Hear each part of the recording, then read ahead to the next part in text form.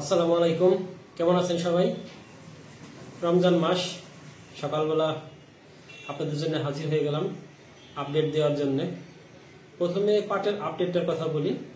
পাট কিন্তু সুখবর নিয়ে আসছে। গতকালকে যা ছিল আজকে কিন্তু পাটের দাম তার থেকে একটু বাড়ছে। তার মানে বোঝা যাচ্ছে যে পাটের চাহিদা শুরু হয়েছে এবং পাটের দাম বাড়া শুরু হয়েছে। পাট গতকালকে আমরা দেখছি সর্বোচ্চ 3900 সামথিং বিক্রি হয়েছে, কিন্তু আজকে কিন্তু সেটা বেড়ে বেড়ে 50 টাকা পর্যন্ত চলে গেছে। তার মানে 3950 টাকা আজকে পাট সর্বোচ্চ ভালো মানেরটা বিক্রি হয়েছে।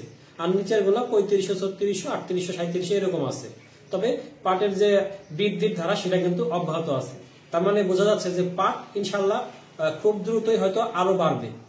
যার জন্য যারা হতাশায় ছিলেন বা যারা কৃষক ভাই অনেক পাট ছিল বা যারা ক্ষুদ্র ব্যবসায়ী ভাইরা বা ব্যবসায়ী ভাইরা যারা কিনে রাখছিলেন তাদের জন্য কিন্তু একটু একটু করে আশার সঞ্চয় হচ্ছে, পাটের দাম বাড়ছে। আশা করছি যে হয়তো এই ধারাটা অব্যাহত থাকলে দাম সামনে আরো বাড়বে। আর পেঁয়াজের কথা বলতে গেলে কষ্ট লাগে, কারণ পেঁয়াজ কিন্তু ক্রমাগতই কমছে। গত 2-3 দিন ধরে দেখছি যে আমরা বেশ কমছে। মাঝখানে 1400 টাকা কিন্তু হয়েছিল, সেটা কমতে কমতে আজকে চলে আসছে সর্বোচ্চ 1150 টাকায়। তাহলে চিন্তা করেন পেঁয়াজের দাম কোথায় এসে ঠেকছে।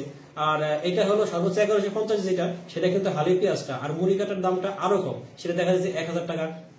তার মানে পেঁয়াজ কিন্তু অবস্থা খুবই খারাপ।